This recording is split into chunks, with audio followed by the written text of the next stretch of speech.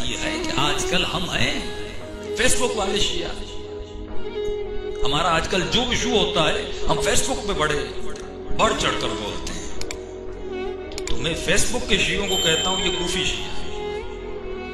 کوفیوں نے گھر میں بیٹھ کر خط لکھا حسین ابن علی ہماری مدد کو آ جائیے. آج شیعوں میں قتل ہوتا ہے, کوئی شیعہ جیل میں چلا جاتا ہے, بستر پر لیٹ کر شیعہ کمنٹ لکھتا ہے کہ فلاں کے ساتھ بڑا ظلم ہے, اس کو نکالا جائے. لیکن جب اس کے بچانے کے لیے روڈ پہ آنا چاہیے, کوئی شیعہ گھر سے نکل کر باہر نہیں جاتا, پروٹیسٹ نہیں کرتا. ایرانی قوم کیوں آگے ہے؟ کیونکہ وہ پروٹیسٹ کرتی ہے اور ان کا نعرہ مشہور ہے کہ ما اہل کوفے نیستین کہ علی تنہا بمانت. ہم کوفی نہیں کہ علی تک و تنہا رہ جائے. جس قوم کا یہ اصول بن جائے کہ ہم علی کو تک و تنہا رہنے نہیں دیں گے. آج ہمارے لیڈر جیل میں چلے جائیں ہمیں کوئی پرواہ نہیں, ہمارے شیعہ جیل میں چلے جائیں ہمیں کوئی پرواہ نہیں. ہمیں تو نماز جمعہ پڑھنی ہے, ہمیں تو مجلس اٹینڈ کرنی ہے, ہمیں تو 1 گھنٹے کی مجلس سن کے گھر جانا ہے. اور بہت بڑے سیریس ہو جائیں تو ہم فیس بک پہ کامنٹ کرتے ہیں, کسی پیج کو لائک کر دیتے ہیں, اس کو شیئر کر دیتے ہیں. ہمارے دل میں بڑا درد ہے. یہ مثالیں جو تاریخ میں ملی ہیں, ان مثالوں کی مظاہر ہر زمانے میں دکھائی جائیں گی. کہ معصوم فرماتے قرآن قصوں کی کتاب نہیں ہے. مت سمجھنا کہ یوسف کا قصہ تھا, ابراہیم کا قصہ تھا اور حسین ابن علی کوئی کہانی تھی کربلا جو تمہارے سامنے آئی. فرمایا یہ رول ماڈل ہے. اور قرآن میں اگر خدا ابراہیم کا واقعہ بتا رہا ہے تو بتانا چاہتا ہے اگر ابراہیم کے راستے پر چلو گے تو آگ میں جانا پڑے گا, اگر آدم کے راستے پر چلو گے تو جنت سے نکالا جائے گا, اور اگر حسین کے راستے پر چلو گے تو جواب بیٹے قربان کرنے پڑیں گے. اگر حسین کے راستے پر چلو گے تو کربلا میں جانا پڑے گا. اور علماء اخلاق فرماتے اگر آج کی رات کسی نے ارادہ کر دیا کہ مجھے حسین ابن علی کے راستے پہ چلنا ہے, کہ کل وہ تیار ہو جائے تو اس سے وہی قربانی لی جائے گی جو حسین سے لی گئی تھی. رہبر موسم نے جب یہ کتاب لکھی, مرد 20 سالے 200 سال کی زندگی اہل بیت کی انہوں نے ایک کتاب میں اکٹھی کر دی تاکہ شیعہ پڑھے. جب علی ابن ابی طالب والے حالات ہوں تو ہمیں وہ کرنا ہے جو علی نے کیا. جب حسین ابن علی والے حالات ہوں شیعوں پر تو ہمیں وہ کرنا ہے جو حسین ابن علی نے کیا. جس ملک کا قانون پدر مدر آزاد قانون ہو, جس کو کوئی روکنے والا نہ ہو, کہ غریب کے لیے الگ ہو امیر کے لیے الگ ہو, وہاں پہ اپنے حقوق لینے کے لیے نکلنا پڑتا ہے. صرف گریہ نہیں کرنا پڑتا کہ سیدہ گھر سے نکلی اور دربار تک گئی, آتے آتے بال سفید ہو گئے. بی بی آپ کے لیے نکلی کہ جب تمہارا حق کوئی چھینے تو حق کے لینے کے لیے گھر سے نکلا کرو, اگر بیٹھو گے تو تمہاری نسلیں تباہ ہو جائیں گی.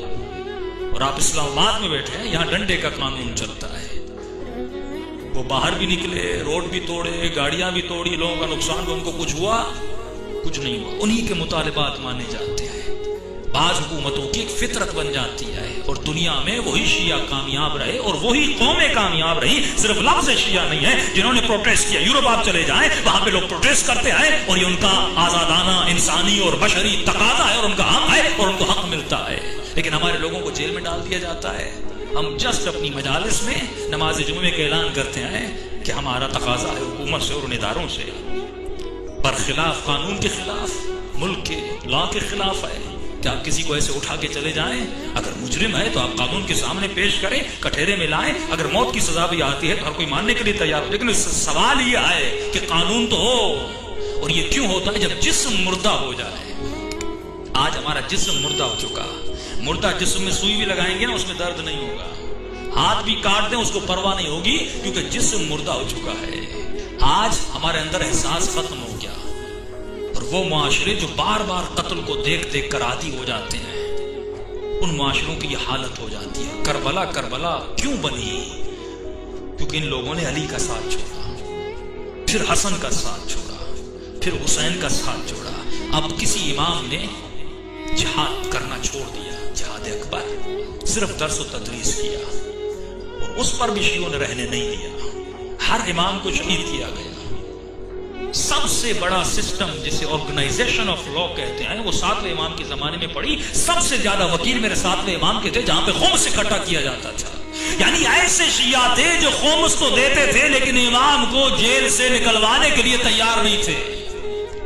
14 سال میرے مولا زندان میں رہے, کوئی پروٹیسٹ نہیں کیا کہ باہر نکلے, کیونکہ اپنی جان و مال کی پرواہ تھی. گھر میں بیٹھ کر خمس دینے کے لیے تیار تھے لیکن باہر نکلنے کے لیے تیار نہیں تھے. اس امام کو بھی زندان میں زہر دیا گیا. جب 11ویں امام کو زہر ملا، اب خدا نے کہا بہت ہو گیا، اب 12ویں کو میں غیبت میں بھیج دوں گا. جب تک یہ قوم تیار نہیں ہو جاتی میں اس کا ظہور نہیں کروں گا. اور زیادہ نہیں کا 313 400 ملین شیعہ ہیں لگ بھگ، لیکن 313 ایسے نہیں کہ جب مولا کہے هل من ناصر ینصرنا، ہے کوئی میرے آواز پہ آواز دینے والا، یہ لبیک کہے. آج لبیک کیسے کہنا ہے؟ اس وجود سے کہنا ہے. جب تک اس وجود پر امام کی حکومت قائم نہیں ہو جاتی، جب تک یہ ہاتھ ایسی اطاعت میں نہیں آتے جیسی اطاعت امام چاہتے. اب جملے سنیے امام رضا کے کہ مولا سے پوچھا کہ مولا آپ کا شیعہ کون ہے؟ 2 مثالیں مولا نے دی. پہلی مثال امام فرماتے ہیں ہم اور ہمارے شیعہ ایسے ہیں جیسے سورج اور سورج کی کرنیں. آپ کبھی سورج کی کرن کو سورج سے جدا نہیں کر سکتے. جو کرن سورج سے جدا ہوئی وہ اندھیرے میں بدل جاتی ہے. جیسے بادل بیچ میں آتا ہے کرن ختم ہو جاتی ہے. تو فرمائے ہم اور ہمارے شیعہ جدائی ناپذیر ہیں. اور فرمائے کبھی تو کمرے میں بیٹھا ہے سورج کی روشنی آتی ہے، تو سورج کو نہیں دیکھتا، روشنی کو دیکھ کر سورج کی آمد کا پتہ لگ جاتا ہے. ہمارے شیعہ ایسے ہیں جب تو ان کو دیکھے گا ہماری آمد کا پتہ لگے. دوسری مثال امام نے دی کہ ہم اور ہمارے شیعہ ایسے ہیں جیسے تو اور تمہارا سایہ. آپ سوتے ہیں سایہ سوتا ہے، آپ اٹھتے ہیں سایہ اٹھتا ہے، آپ جھکتے ہیں سایہ جھکتا ہے. سایہ اپنا ارادہ نہیں رکھتا، جو بدن کا ارادہ ہے وہ سایہ کا ارادہ ہے. فرمایا ہمارے شیعہ سایہ ہیں، ارادہ ہم کرتے ہیں، جھکتے وہ ہیں. ہم چلے تو چلتے ہیں، ہم رکے تو رکتے ہیں، ہم سوئے تو سوئے. کیا مطلب؟ یعنی شیعہ اپنا ارادہ نہیں رکھتا، اس کے ارادے پر علی کے ارادے کی حکومت ہوتی ہے.